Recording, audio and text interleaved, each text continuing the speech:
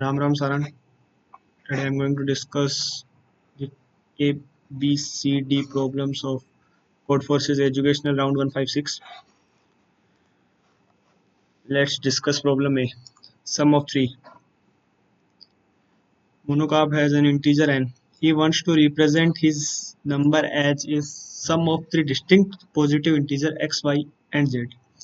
Additionally, Monokab wants none of the number x, y, z can to be divisible by 3. Okay.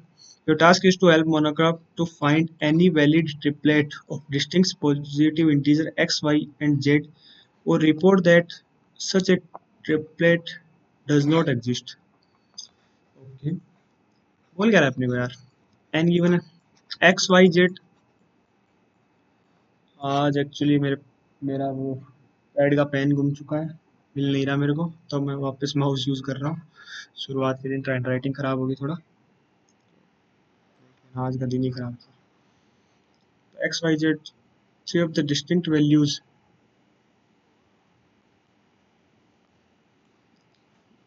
Let's consider what is the minimum value of x. 1. What could be the value of y? 2. And z can be settled according to this. What could be the minimum value of z? 4 na? We cannot take 3 because any of the numbers should not be divisible by 3. Okay, the minimum possible value can be 7. If the n's value is less than 7, then answer will be no. Can we say this?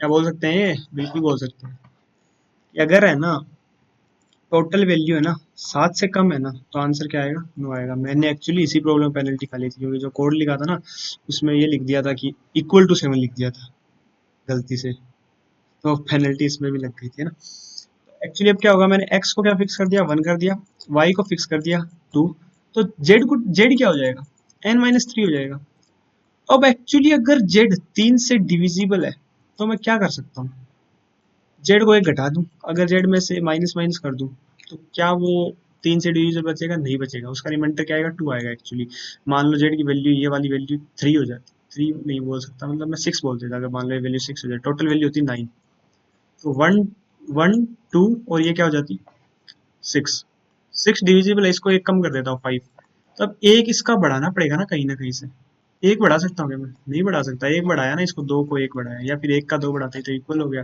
दो को एक से बढ़ाया तो 3 हो गया ये divisible हो गया तो किससे बढ़ाना पड़ेगा मिनिमम 2 से बढ़ाना पड़ेगा इसको 4 बनाना पड़ेगा मतलब 1 4 और अदर पॉसिबल ट्रिपलेट क्या हो सकता है n-5 और रिमेंबर द थिंग कि n-5 4 से बड़ा होना चाहिए क्योंकि अदरवाइज यस क्या हो सकता है 2 या 3 में से कुछ भी हो सकता है एक्चुअली 1 2 4 तो पहले ही आ जाता ना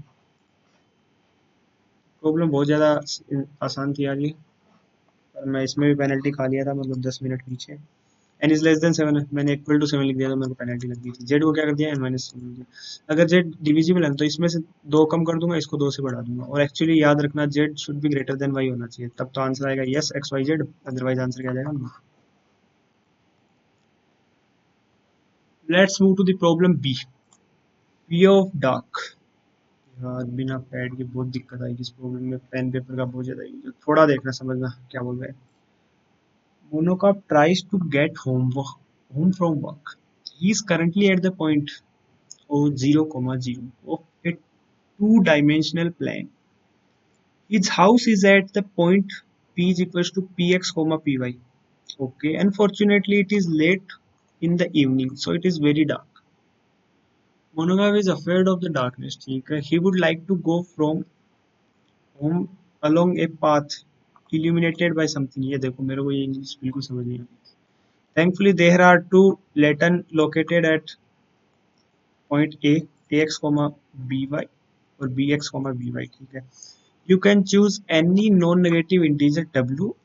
Set the both lanterns to w. If a lantern's power is set to w, it illuminates a circle of radius w centered at the lantern's location, including the border of the circle. ठीक है. You can choose the minimum non-negative value w for the power of the latents in such a way there is a path from O to the point P, which is completely illuminated. You may assume that the lanterns don't interfere with monochrome movement. इसलिए मैंने penalty खाई थी। एक ही खाई क्या? चलो 10 वाली problem भी आएगी आगे। एक्चुअली गिवन क्या होगा, अपने को एक पी गिवन होगा। पी क्या है, उसका घर का रास्ता है। स्टार्ट कहाँ से कर रहा है, 0,0 से कर रहा है। उसको पी पे पहुंचना है, तो उसको क्या है, एक बल्ब लगे हुए हैं, ये जो भी बोल रहा है बल्ब लगे हुए हैं। तो बल्ब क्या कर रहा है, एक सर्कुलर एरिया में रोशनी कर रहा है। एक फिक्स अपनी रेंज डिसाइड कर लो अपनी, डब्ल्यू के हिसाब से उसकी पावर है जो भी है, तो वो डब्ल्यू रेडियस के सर्कल में क्या करेगा, रोशनी करेगा। मतलब बल्ब क्या कर रहा है एक्चुअली, प्रॉब्लम को समझना सबसे जरूरी है। मान लो यहाँ पे बल्ब लगा है, तो ये क्या करेगा, फिक्स रेडियस के सर्कल में। पेन नहीं है तो सर्कल भी नहीं बन पा रहा है, उससे बढ़ाना पड़ रहा है। तो क्या डब्ल्यू, तो डब्ल्यू रेडियस का ये बल्ब कर सकता है। मान लो मेरे को कहाँ से कहाँ तक पहुँचना था, 0,0 से यहाँ पे जाना था, और एक बल्ब यहाँ पे लगा हुआ है। तो एक्चुअली मैं एक ऐसा बना सकता हूँ सर्कल, ऐसा सर्कल मान लो मैंने बनाया। सर्कल नहीं बन पा रहा यार भैया, नहीं ये सेंटर वाला है। तो ये क्या है, 0,0 से कहाँ पे पहुँच सकता है, यहाँ पे जा सकता है सीधा। फिर क्या यहाँ पे जा सकता है, रोशनी रोशनी इससे अपने घर पहुँच सकता है ना, पहुँच सकता है। तो मेरे को ये डब्ल्यू की मिनिमम वैल्यू फिक्स करनी है। एक्चुअली यार किसी के दिमाग में बाइनरी सर्च वगैरह आया होगा, मैंने बाइनरी सर्च यूज नहीं किया है। बिना बाइनरी सर्च के प्रॉब्लम लिखा, क्योंकि मैंने सोचा है बी में मैं बाइनरी सर्च लिखूंगा, फिर दो सर्कल की इक्वेशन लिखूंगा, फिर इंटरसेक्ट करने की कोशिश करूंगा, तो ये सही नहीं है। ये मेथड मेरे को अच्छा नहीं लगा था। एक्चुअली इसमें मैं केसेस ढूंढता हूँ, क्या क्या केस हो सकते हैं। एक केस क्या कर सकता हूँ मैं चाहूँ मेरे को, अगर मैं बोल रहा हूँ कि मैं ए के बल्ब की रोशनी से ही, मैं मान लो उसके 0,0 जो 0,0 उसका पॉइंट है, उससे पीक वैल्यू में पहुंच सकता हूँ। कैसे पहुंच सकता हूँ, एक सर्कल ऐसा डिजाइन करूं, एक सर्कल ऐसा डिजाइन करूं जिसमें 0,0 भी आ जाए और पी एक्स पी वाई भी आ जाए। या फिर बी को सेंटर मानते हुए एक सर्कल ऐसा डिजाइन करूं जिसमें क्या आ जाए, 0,0 भी आ जाए और क्या आ जाए, पी एक्स पी वाई भी आ जाए, मतलब पी पॉइंट भी आ जाए, ओ भी आ जाए और पी भी आ जाए। तो इसके लिए मिनिमम रेडियस क्या होनी चाहिए, कोई बता सकता है मेरे को?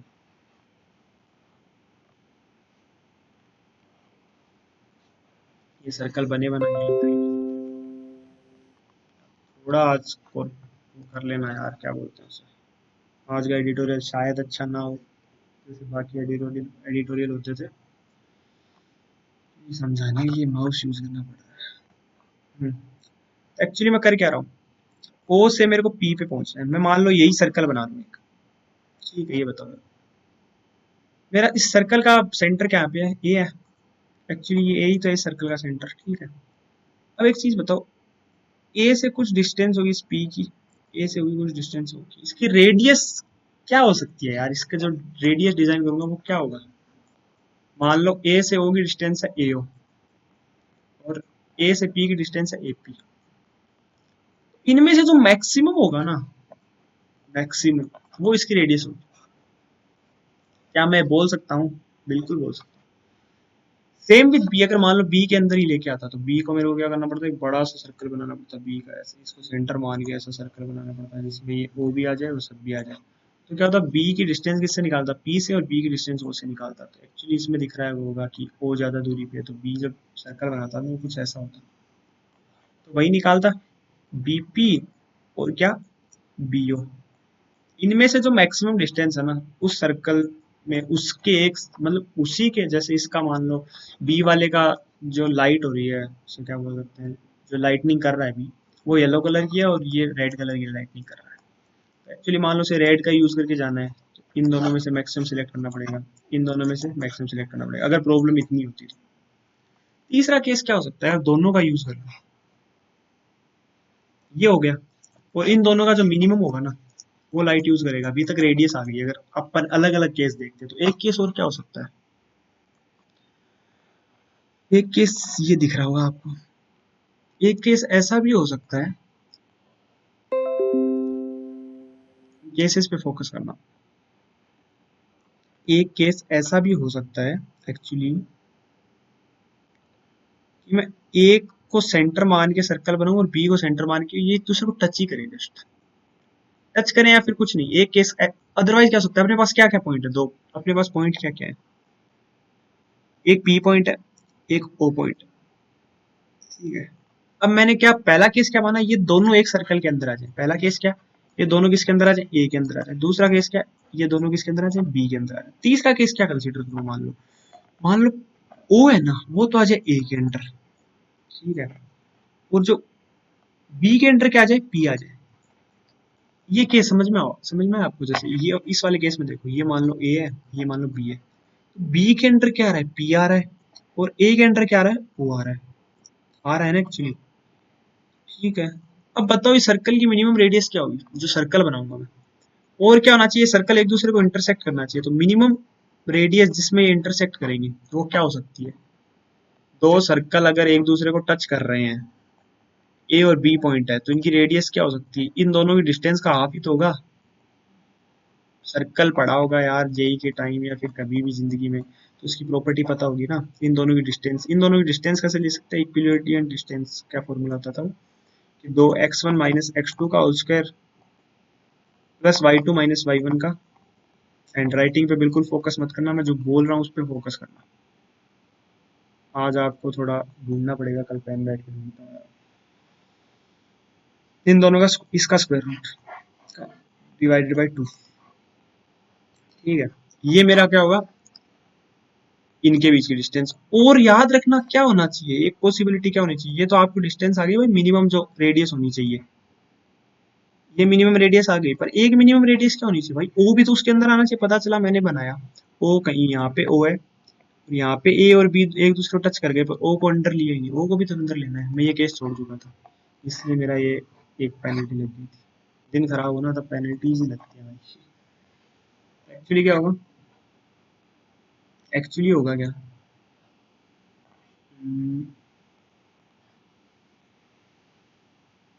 एक्चुअली क्या होगा, मेरे को अब ओ को लेना है ए के अंदर, तो मेरा ओ ए डिस्टेंस होगी, या तो रेडियस ओ ए होगी, या फिर रेडियस क्या होगी, ये जो मैंने निकाली थी ए बी बाई 2। इन दोनों में से एक रेडियस होगी, जो कम है ना वो वाला ले लूंगा, मतलब जो ज्यादा है वो वाला, सॉरी, क्योंकि दोनों अंदर आने चाहिए। इसके अंदर भाई ए के अंदर ओ आना चाहिए, और ए बी से टच भी होना चाहिए, तो इन दोनों में से जो मैक्सिमम है ना वो वाला ले लूंगा। सेम विथ बी के अंदर, बी के अंदर क्या होगा, पी बी बी पी, मतलब बी की पी से distance comma A B by 2, इन दोनों का मैक्सिमम,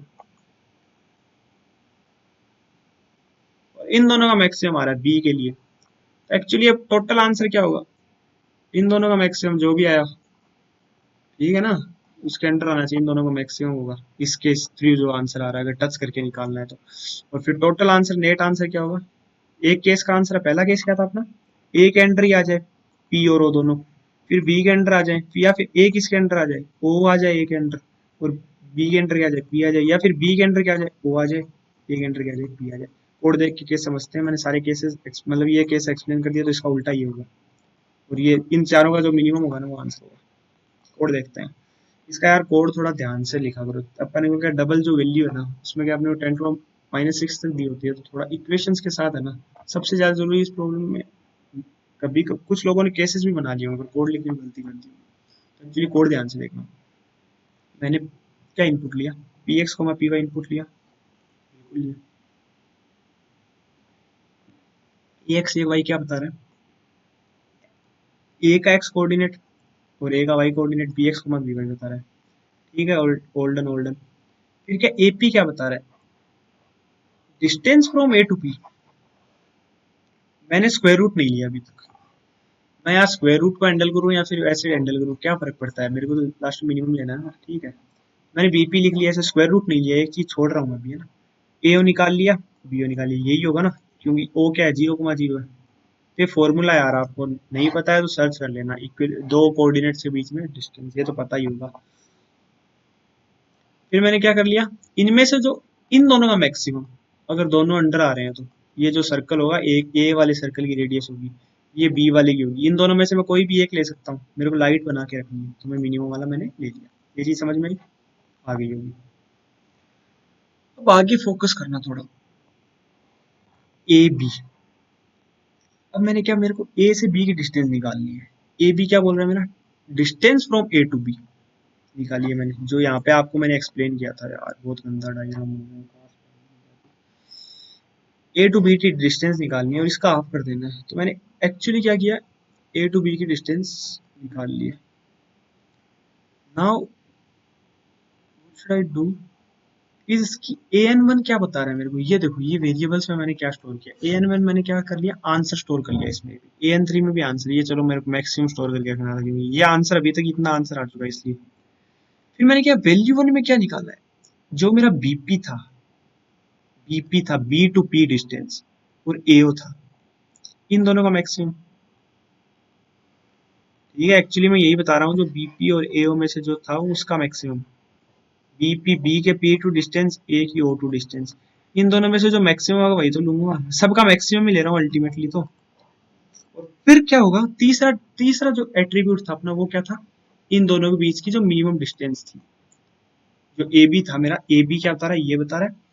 अब एक्चुअली क्या बता रहा है मेरा, सॉरी यहाँ तक जा चुका है, तो फिर डिस्टेंस क्या बता रहा है मेरा, square root of A B divided by 2.0 लिखना होता है यार, वरना ये इंटीजर समझ के कुछ डिवीजन में गड़बड़ हो जाती है। तो ये सारी चीजें आपको सिंटैक्स अच्छे से लिखना है। तो डिस्टेंस क्या बता रहा है, ए टू बी जो टच करेंगे ना, दो सर्कल बनेंगे, वो डिस्टेंस, यानी दोनों डिस्टेंस का हाफ, ये डिस्टेंस बता रहा है। डिस्टेंस वन क्या बता रहा है, अब मेरे को जो मैंने डिस्टेंस मैक्सिमम वाले सिलेक्ट किया उसका स्क्वायर रूट तो लेना पड़ेगा ना, लेना पड़ेगा बिल्कुल। और अब मेरे को क्या कर देना है, ए एन वन क्या बता रहा है, इनका मैक्सिमम। ए एन वन मेरा एक्चुअली लास्ट में जाके जो बना है वो क्या है, जो मेरा पहला केस था ना कि ए के पास क्या आ जाए, ओ आ जाए, और बी के पास क्या आ जाए, पी आ जाए, ये वाला केस ए एन वन हैंडल कर रहा है। और यहाँ पे आंसर क्या हैंडल कर लिया मेरा, जो दोनों केस, या तो ये वाला क्या बता रहा है, ए के पास पी और ओ दोनों, या फिर बी के पास पी और ओ दोनों, इन दोनों में जो मिनिमम हो, और मेरा ए वन बना। अब ए एन टू क्या बताएगा, ए एन टू के लिए क्या मैटर करेगा, वैल्यू टू, बी ओ और ए पी, इन दोनों का जो मैक्सिमम होगा बिल्कुल, और डिस्टेंस क्या होगी, स्क्वायर रूट ऑफ दिस, और डिस्टेंस थ्री जिसका मैक्सिमम होगा। ए एन थ्री क्या बता रहा है मेरा, फोर्थ टेस्ट केस। अब मेरे पास फोर्थ चारों टेस्ट केस है, चारों का मिनिमम लेना है।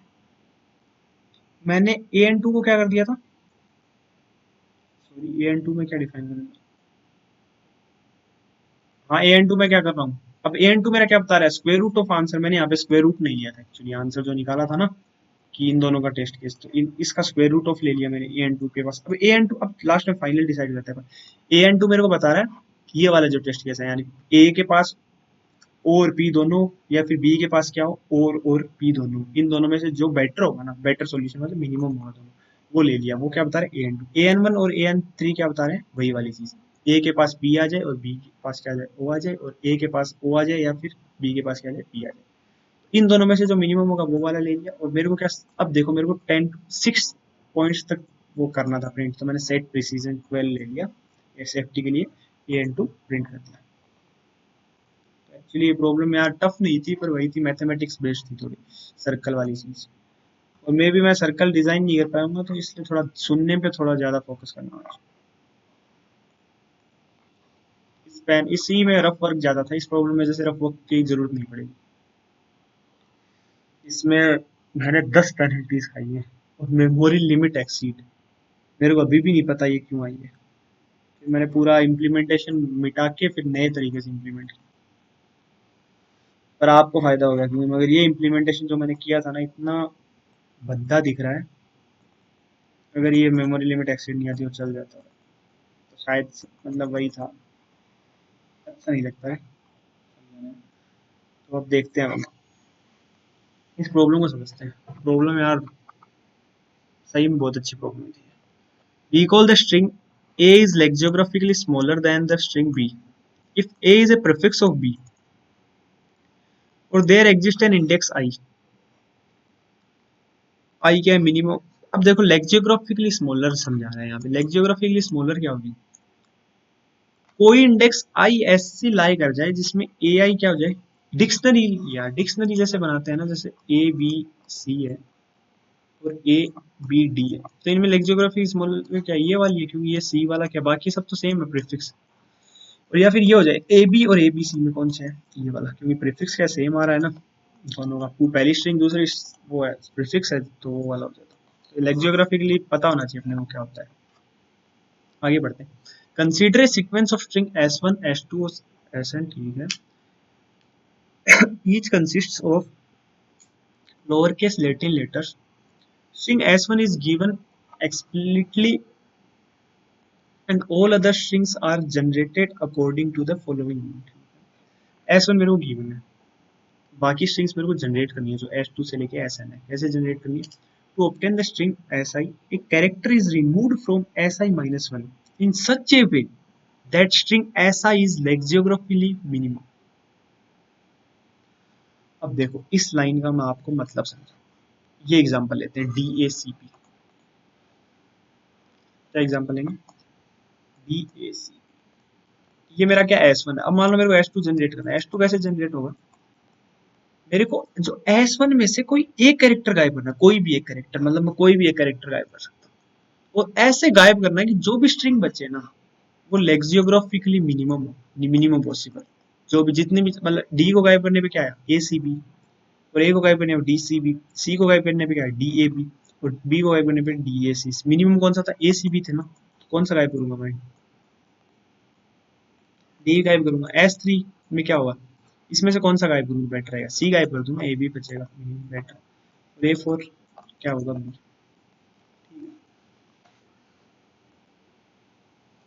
पूरा सवाल पढ़ लेते हैं अपने को, ये समझ में आ गया ना ये क्या बोल रहा है? ठीक है, कैसे जनरेट होगी। फिर क्या होगी? एक स्ट्रिंग एस जनरेट करूंगा जो सबको ऐड कर देगी। ठीक है, you need to output the character in the position pos of the string S.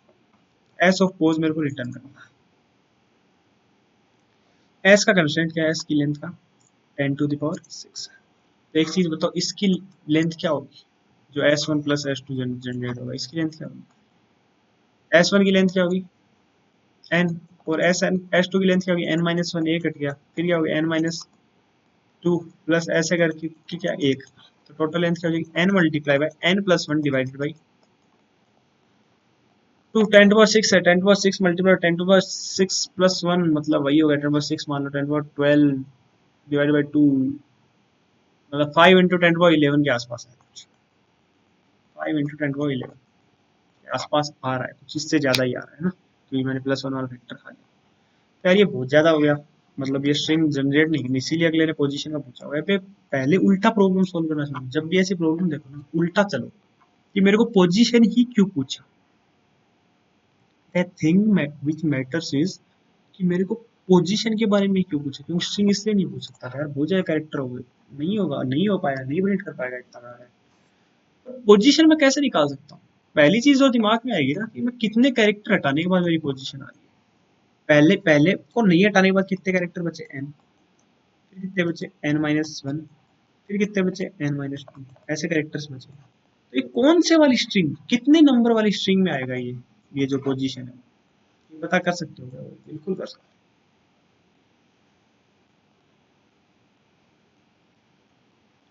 हो। एक बेटर तरीका था इसको लिखने का, मैंने क्या बाइनरी सर्च लगाया, मत लगाया बाइनरी सर्च। इसका बेटर तरीका बता देता हूँ आपको।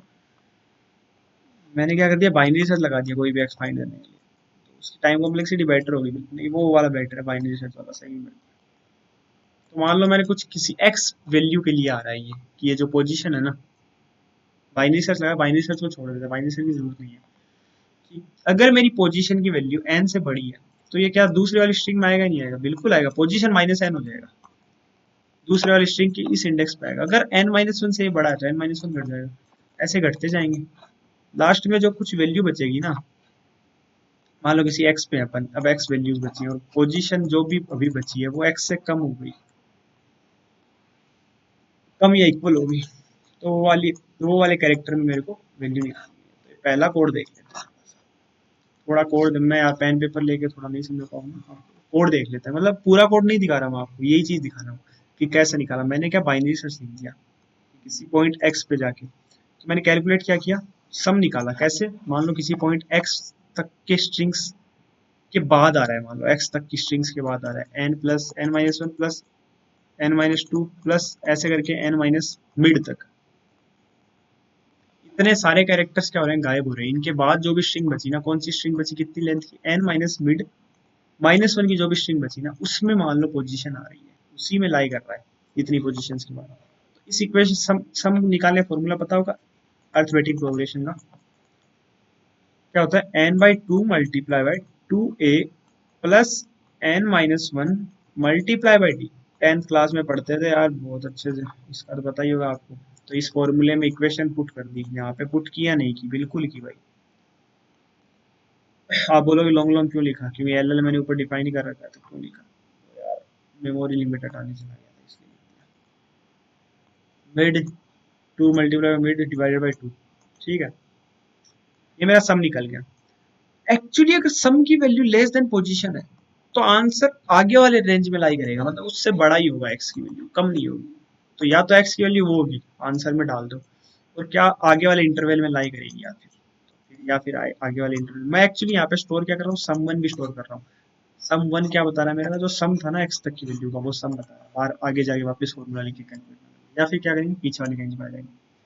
अब एक्चुअली मैंने क्या किया, कौन से कितने कैरेक्टर वाली स्ट्रिंग बची है, एन माइनस रिमेनिंग वाली स्ट्रिंग बची है, बिल्कुल बची है।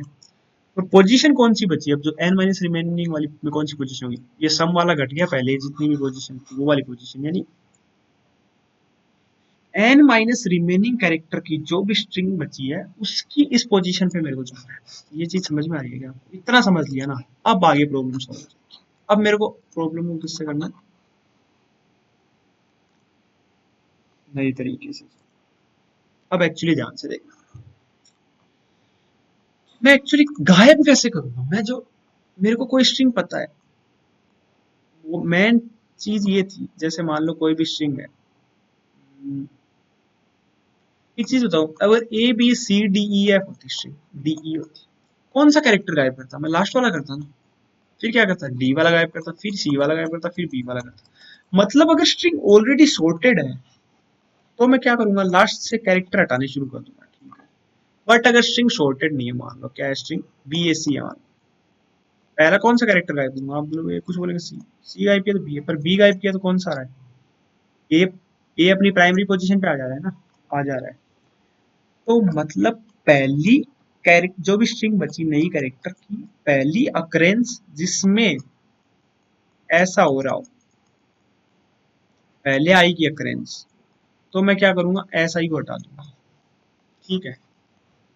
पहले के बाद क्या हटेगा, जैसे बी ए सी में सबसे पहले क्या हटेगा, बी हटेगा, फिर क्या बचेगा, ए सी बचेगा, बिल्कुल। फिर क्या हटेगा, फिर एक्चुअली मेरा लास्ट में से हटना शुरू हो जाएगा, शॉर्टेड बन गई ना, ठीक है, ए बचेगा, फिर तो ये लास्ट में ए बच गया। और एग्जाम्पल देखते हैं भाई, बी सी डी ए बचे, पहले क्या हटेगा, डी हटेगा, है ना, क्योंकि पहली अकरेंस यही है जिसमें ये वाली लाई कर रही है, आई आई है ना, और आई प्लस वन, ये वाली कंडीशन। तो मैं क्या हटाऊंगा, इसको हटा दूंगा, फिर क्या बचा, बी सी ए बचा, अब क्या हटाऊंगा, सी को हटाऊंगा, बिल्कुल, फिर क्या हटाऊंगा, बी को हटाऊंगा, ऐसे हटाऊंगा। तो मेरे को कितने कैरेक्टर्स हटाने हैं, जो मैंने आर ई एम नाम का वेरिएबल निकाला था ना, रिमेनिंग कितने कैरेक्टर्स थे, मतलब मैं स्टोर करके रख रहा था रिमेनिंग नाम के वेरिएबल में, मैं कितने कैरेक्टर हटा रहा हूँ एक्चुअली, तो वो कैरेक्टर हटाऊंगा ना मैं, तो मेरे को इतने कैरेक्टर्स हटाने हैं रिमेनिंग। कैरेक्टर्स कैसे कैसे हटाऊंगा, मैं मान लो भी, अगर इस चीज को थोड़ा सा सोचने के लिए है ना यार, दिमाग को खुला रखना, मैं किसी स्ट्रिंग पे आइटरेट करूंगा, स्ट्रिंग क्या मान लेते हैं, स्ट्रिंग कुछ भी है, मान लो एस जीरो, एस वन, ये थोड़ा मैं वो वाली एस नहीं कंसिडर कर, एस एन माइनस वन।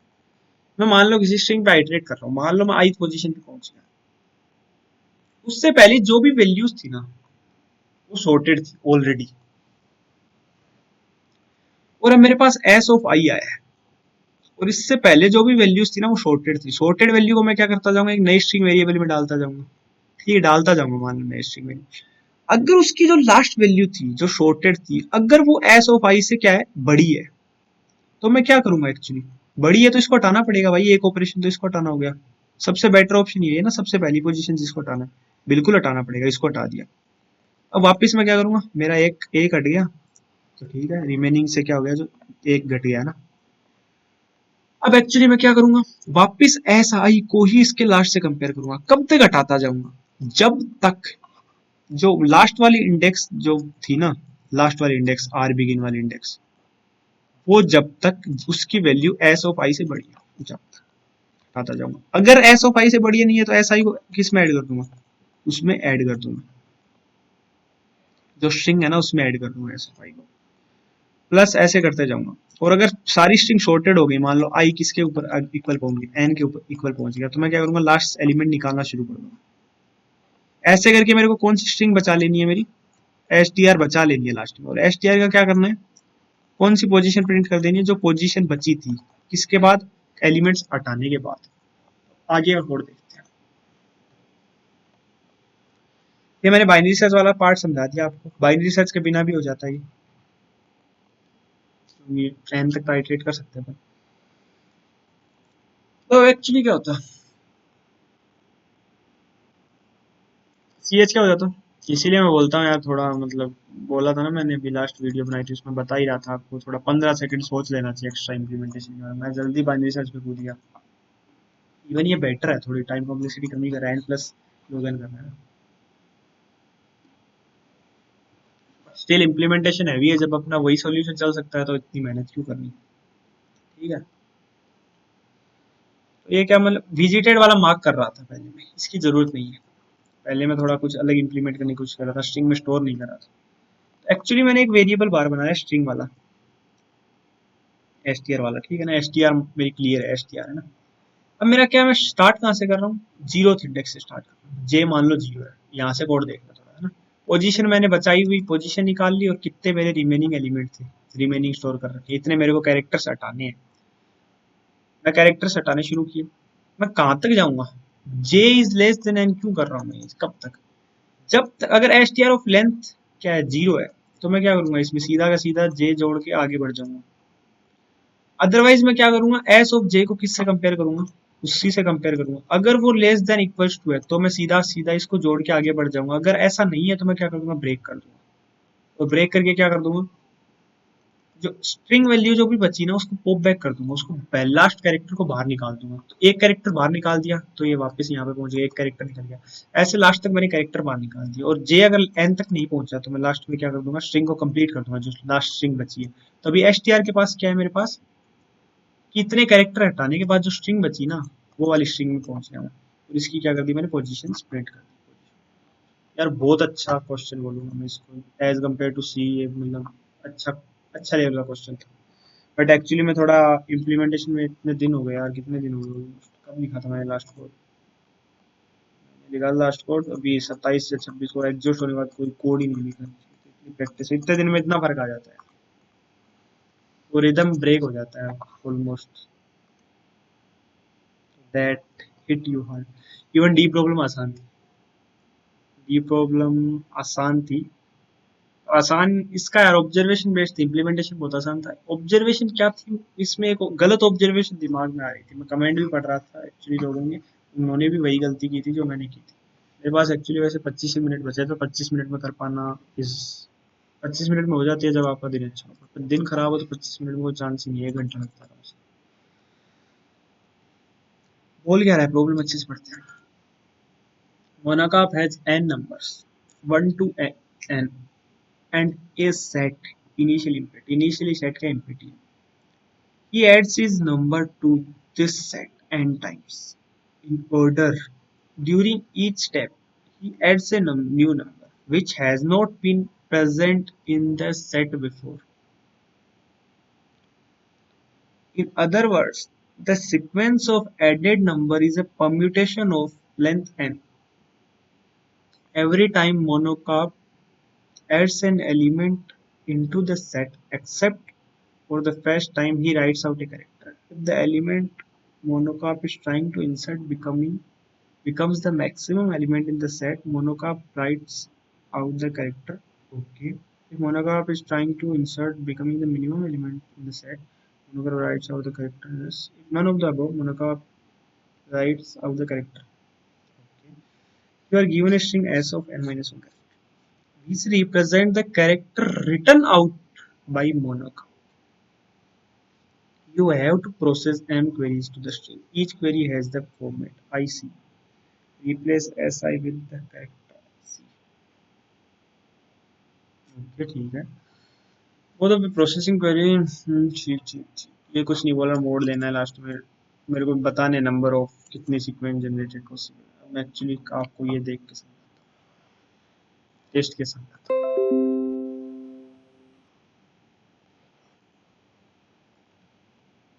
थोड़ा यार इस प्रॉब्लम को ध्यान से देखना, इसकी जो सीक्वेंस है ना अपनी, क्या सीक्वेंस है, ये है, ये है, ये है, एक चीज बताओ, सबसे पहले कोई ना कोई कैरेक्टर डलेगा, अंदर डलेगा कोई भी कैरेक्टर, मान लो कोई भी कैरेक्टर डाल दिया, उसके बाद मैं क्या करूंगा? अब ऐसे ही सोचना होता है, ऐसे कोई क्वेश्चन, मैं क्या ये वाला कैरेक्टर डाल रहा हूँ, क्या ये?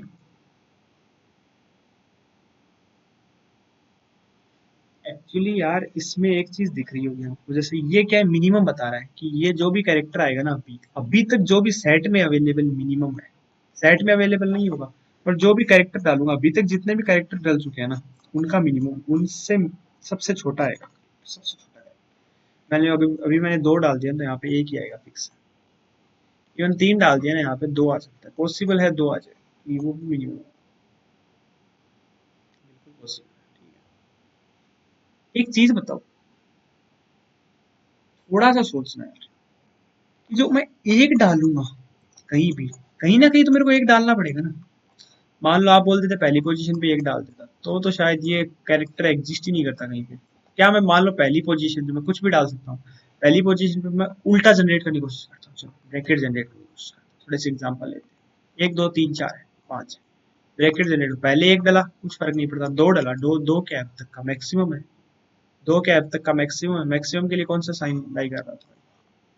मैक्सिमम के लिए कौन सा साइन, ये वाला, ग्रेटर देन, अभी तक दो तो ना, एक्चुअली क्या तीन है, तीन भी क्या अभी तक का मैक्सिमम ग्रेटर देन, चार भी क्या अभी तक का मैक्सिमम ग्रेटर देन, पांच क्या अभी तक मैक्सिमम ग्रेटर देन। ये सीक्वेंस अगर है तो यही क्वेरी जनरेट होगी, ये जनरेट होगी। अब एक्चुअली थोड़ा सा फेरबदल करते हैं, एक तीन दो चार, इसको देखते हैं, एक है, ठीक है, तीन डला, तीन क्या अभी तक का मैक्सिमम है तो ये वाला, दो के अभी तक का ना तो मैक्सिमम है और ना अभी तक का मिनिमम है, तो क्या आ सकता है यार, कुछ भी हो सकता है। चार के अभी तक का मैक्सिमम है, पांच के अभी तक का मैक्सिमम, ये आया है। इससे आपको दिख क्या रहा है यार? अगर मैंने एक पहले ही डाल दिया तो कहीं पे क्या ये साइन लाई करेगा, क्या एग्जिस्ट भी करेगा क्या इसमें? ये वाला साइन नहीं करेगा। ऐसे ही अगर मैं पांच पहले डाल देता, मतलब मैक्सिमम वाला मैं पहले ही डाल चुका हूँ, कोई भी जो भी आएगा मैक्सिमम नहीं बन सकता, मैक्सिमम वाला लाई नहीं करता। तो एक्चुअली मैं क्या बोलना चाह रहा हूँ, इससे क्या दिख रहा है कि जो मेरा लास्ट कैरेक्टर, जो भी लास्ट कैरेक्टर ये है, जो भी लास्ट कैरेक्टर ये है, लास्ट ये अकरेंस, उसके पास वन आएगा हमेशा, मिनिमम वाला ही आएगा, मिनिमम वाला आएगा। और जो ये वाला कैरेक्टर है ना, इसके पास क्या आएगा? मैक्सिमम वाला आएगा लास्ट में। तो मतलब मान लो ये होते कुछ कुछ कुछ साइंस आ गए, यहाँ पे ये है, यहाँ पे ये है, तो इसके पास क्या था, मिनिमम वाला वन आता, वन है मिनिमम, और इसके पास मैक्सिमम जो भी एन था, एन कैरेक्टर्स हैं तो एन आता। ऐसे मैंने पता है क्या दिमाग लगा दिया इसमें, मैंने ऐसे लगा लिया कि अगर ऐसे ऐसे कैरेक्टर्स हैं, तो बीच में मान लो कुछ भी है, या मान लो ये कैरेक्टर है, ये वाला कैरेक्टर है, यहाँ पे बीच में कुछ है, इसके पास एन होगा, इससे पैटर्न बना लिया, इसके पास एन माइनस वन होगा, इसके पास क्या होगा, एन माइनस टू, ऐसा कुछ पैटर्न बना लिया। क्या एक्चुअली ऐसा होगा क्या? क्या ये चीज, ये प्रूफ, इसको रॉन्ग प्रूफ करना आपको, अगर इसको आपने रॉन्ग प्रूफ कर दिया आप सवाल सोल्व कर दोगे। मैं बता रहा हूँ ग्रीडीली ये चीज आइडिया दिमाग में आएगा। मैं इसके ही ऊपर इस प्रॉब्लम को सॉल्व करने चला गया था ड्यूरिंग कॉन्टेस्ट, जो कि गलत था। ये आइडिया आप रॉन्ग प्रूफ कर दो, ये एन आएगा, यहाँ पे एन माइनस वन आएगा, सेम यहाँ पे लास्ट वाले के पास वन आएगा, यहाँ पे टू आएगा, यहाँ पे थ्री आएगा। चलो करते हैं रॉन्ग प्रूफ। मान लो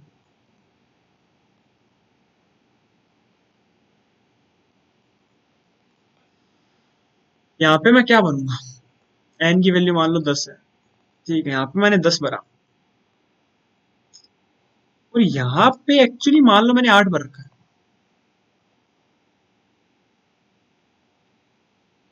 और यहाँ पे मैंने क्या भर रखा है,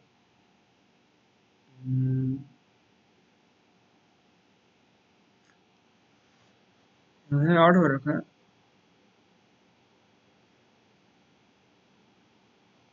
हाँ यहाँ पे मान लो ये, क्या मैं यहाँ पे 9 भर सकता हूँ? बिल्कुल भर सकता हूँ भाई, यहाँ पे 9 भर देता, तो यहाँ पे 9 आता, क्या नहीं आता ना, काम हो रहा है ना अपना, यहाँ पे कुछ भी भर दो, सात छह जो भी है, सात छह मान लो यही होता है, यही सीक्वेंस, आठ सात छह, 10 9 भर दिया, मान लो मैंने पहले, मिनिमम क्या था, एक मान पहले ही भर चुका हूँ, एक मान लो पहले भर चुका हूँ, तो आठ सात छह 10 9, तो क्या इसके पास ये साइन आता? बिल्कुल आता। इसके पास क्या साइन आता? ये वाला आता। इसके पास क्या आता? हमेशा ये वाला, क्योंकि ये 1 में पहले बढ़ चुका हूँ कहीं ना कहीं। 10 आते ही क्या आता? वापस मैक्सिमम वाला था। 9 आते ही क्या आता भाई? ये तो मैक्सिमम भी नहीं है, तो ये वाला साइन। तो एक्चुअली ये चीज रॉन्ग प्रूफ हो गई या नहीं होगी? हो गई ना। अब इस सवाल को देखो, देखो आपने जैसे ही देखा होगा ना, लास्ट लास्ट कैरेक्टर से भरना शुरू करूंगा यार मैं। इसके पीछे आपको इंट्यूशन बताऊंगा, लास्ट कैरेक्टर वाली सोचनी इंट्यूशन क्या होता है।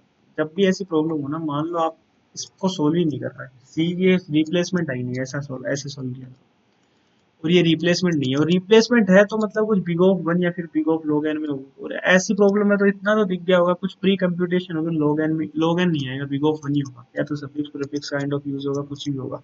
log n तो एटलीस्ट नहीं आएगा इस प्रॉब्लम में। एक्चुअली हुआ होगा क्या, सोचना है थोड़ा सा। अगर लास्ट ब्रैकेट मेरा ये होता, तो यहाँ पे कौन कौन सी वैल्यू आ सकती है, एक चीज बताओ। अगर मान लो कहीं भी लास्ट में ये वाला पॉसिबल होता, ये इसके पास क्या होता? जो भी सेट अभी तक मैंने भरा नहीं है, पूरा सेट क्या भरा हुआ है, 1 2 से n एलिमेंट्स है, मान लो सारे के सारे एलिमेंट्स। इससे पहले मैं क्या सब भर चुका हूँ, मेरे पास लास्ट वैल्यू पे कुछ भरना है। यहाँ पे क्या आएगा? अगर ये वाला है तो यहाँ पे क्या आएगा? मैक्सिमम एन, और ये वाला क्या है? मिनिमम। तो यानी अगर ये दोनों वैल्यूज है ना, तो क्या आएगा? मैक्स स्लेस मिन। और ये वाली वैल्यू है तो क्या आएगा भाई? क्या आएगा लास्ट वाली पोजीशन पे, अगर ये है तो टोटल जितनी भी वैल्यूज थी, टोटल वैल्यू कितनी थी? एन। माइनस क्या आएगा? मैक्स। मैक्सिमम भी नहीं आना चाहिए और मिनिमम भी नहीं आना चाहिए, तो मैक्सिमम कितने होंगे? एक पॉसिबल होगा, सारी सेट में वैल्यूज डिफरेंट है। मिनिमम कितना होगा? एक, दो होगा। यानी लास्ट में अगर ये है ना, तो कितने ऑप्शन ऑप्शन है इसको भरने के? एन माइनस दो ऑप्शन। मान लो सेकंड लास्ट में वापिस ये है, तो इसको भरने के कितने ऑप्शन है? बताओ मेरे को। इसको एन माइनस दो से भरा, इसको भरने के कितने ऑप्शन है सेकंड लास्ट में, अगर ये है तो? मैक्सिमम मिनिमम कुछ सेट में होगा, वो नहीं आएगा, दो वैल्यूज ही होंगी। एक यहाँ पे मैं पहले से भर चुका हूँ, तीन वैल्यूज, तो कितने ऑप्शन इसको भरने के? N minus three. मान लो यहाँ पे कुछ ये वाली वैल्यू आ गई, तो यहाँ पे क्या आएगा? आएगा मिनिमम आएगा ना। यहाँ पे क्या आएगा भाई? मिनिमम आएगा। तो यहाँ पे मिनिमम आ गया, तो यहाँ पे फिक्स है, जो भी सेट बचा मिनिमम आएगा। तो कितने तरीके आएंगे? एक ही तरीका होगा भरने का, ठीक है। अब यहाँ पे वापस कुछ वैल्यूज आई, तो क्या मैं बोल सकता हूँ कि यहाँ पे कितने वैल्यूज आएंगे? एन माइनस दो मैक्सिमम मिनिमम वाले हट गए, और कितने डब्बे भर चुका हूँ मैं? तीन भर चुका हूँ, तो एन माइनस कितने आएंगे? पांच आएंगे। इन सबको मल्टीप्लाई करना है। इससे क्या पैटर्न दिखा है यार? इससे पैटर्न क्या दिख रहा है? जो मेरी स्ट्रिंग एस है ना, उसकी इंडेक्सिंग अगर मैं जीरो से कर दूं, तो अगर जहां जहां इसमें ये लाई करता है ना, ये क्वेश्चन मार्क, तो इन सब का मल्टीप्लाई इंडेक्स होगा। वही आंसर होगा या नहीं होगा? एक चीज बताओ, आंसर होगा या नहीं होगा? वही आंसर होगा। तो एक्चुअली जैसे ही मान लो कोई, अब इसमें फर्क आप फेरबदल कैसे करोगे? और एक चीज बताओ, जीरो वाला आंसर, एक टेस्ट केस हो रहा है अपने को, इसने बोला कि ऐसा भी हो सकता है शायद आंसर जीरो। तो जीरो वाला कोई मेरे को बता सकता है क्या होगा? जीरो वाला आंसर मैं बताता हूँ क्या। पहली वैल्यू के पास ऐसी वैल्यू होगी क्या कुछ? पहली वैल्यू मान लो, पहली वैल्यू भरोगे तुम, कुछ ना कुछ वैल्यू भरी हुई है, मान लो दो वैल्यू भरी हुई है। अब मान लो कुछ भी भरोगे, तीन भरोगे, तो तीन क्या होगा? दो से बड़ा होगा, तो या तो ये आएगा साइन, अगर बड़ा भर रहा हूँ तो ये वाला आएगा। छोटा भर रहा हूँ, मान लो एक भर रहा हूँ, तो क्या आएगा? ये वाला साइन आएगा, यही वाला आएगा ना। क्वेश्चन मार्क तो नहीं हो सकता ना पहली पोजीशन पे, यानी अगर पहली पोजीशन पे यानी एस ऑफ जीरो पे क्या आ जाए? क्या आ जाए? क्वेश्चन मार्क आ जाए, तो आंसर क्या आ जाएगा? जीरो आ जाएगा। एक चीज बताओ, इसके अलावा किसी भी पॉसिबिलिटी में आंसर जीरो आएगा क्या? चेक कर लेते हैं। मान लो सारे आगे क्वेश्चन मार्क थे। एक चीज बताओ, ये क्या बोल रहे हैं कि इससे छोटा लाई होना चाहिए। अगर यहाँ पे दो है ना, तो यहाँ पे एक हो सकता है एक्चुअली। मतलब एक यहाँ पे क्वेश्चन मार्क है, तो इस पे क्या होना चाहिए? मिनिमम एक ही आएगा। यहाँ पे एक है, तो यहाँ पे कुछ भी हो सकता है, बाकी बच्चे में यहाँ पे कोई भी वैल्यू भरी जा सकती है, यहाँ पे फिर अकॉर्डिंग टू दैट वैल्यूज भरी जा सकती है कुछ भी। बस सबसे बड़ी वैल्यू नहीं होनी चाहिए, यानी सबसे बड़ी वैल्यू लाई नहीं करे तो यहाँ पे कुछ भी नहीं भरा सकता भाई। यहाँ पे पांच भरना पड़ेगा, मान लो जितनी भी एन भरना पड़ेगा, यहाँ पे वन भरना पड़ेगा। तो यहाँ पे अपनी मर्जी से कुछ भी कर सकते हैं, ठीक है। ये पहली इंडेक्सिंग है, पहले एक से दो से ऐसे करके कितनी इंडेक्सिंग तक? एन माइनस टू तक। कितना factorial of n minus two ही तो होगा आंसर, होगा या नहीं होगा? बिल्कुल होगा ना, factorial of n minus two ही होगा। तो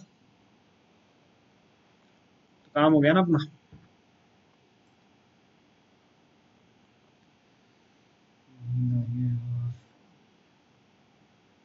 तो अब मैं क्या बता रहा हूँ मैं, ये चीज मैंने प्रूव कर दी है एक्चुअली, कर दी ना। कोड कैसे लिखे, कोड देख लेते हैं।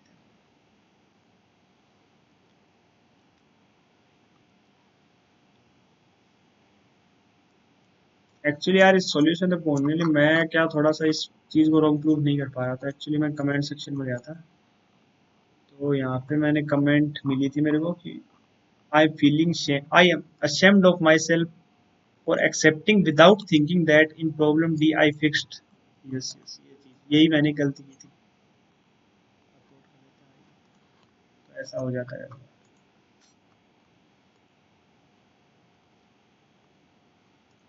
ठीक है, तो एक्चुअली मैंने क्या किया, मल्टीप्लाई कर दिया इनकी इंडेक्सेस को, 1 से लेके n-1 वाली इंडेक्स जो भी थी, n-1 तक नहीं, n-2 तक ही होंगी इंडेक्सेस। तो ठीक है, अगर पहली इंडेक्स क्वेश्चन मार्क है, जीरोथ इंडेक्स, तो आंसर क्या आएगा, जीरो आएगा, अदरवाइज क्या आंसर प्रिंट कर दिया।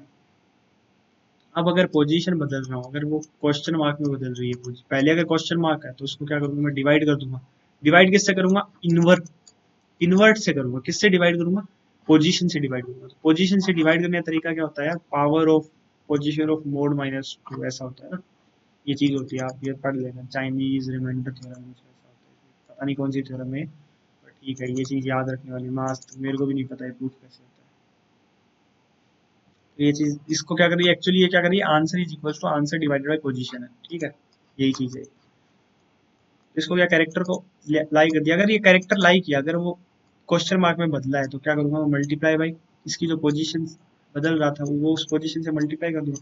Remember one thing, zeroth position से कोई इफेक्ट नहीं पड़ना चाहिए। जीरोथ पोजीशन बदले या ना बदले, उसको अलग सेट नहीं करेंगे। जीरोथ पोजीशन अगर ये बन गई तो आंसर क्या आएगा, जीरो आएगा, अदरवाइज क्या आंसर।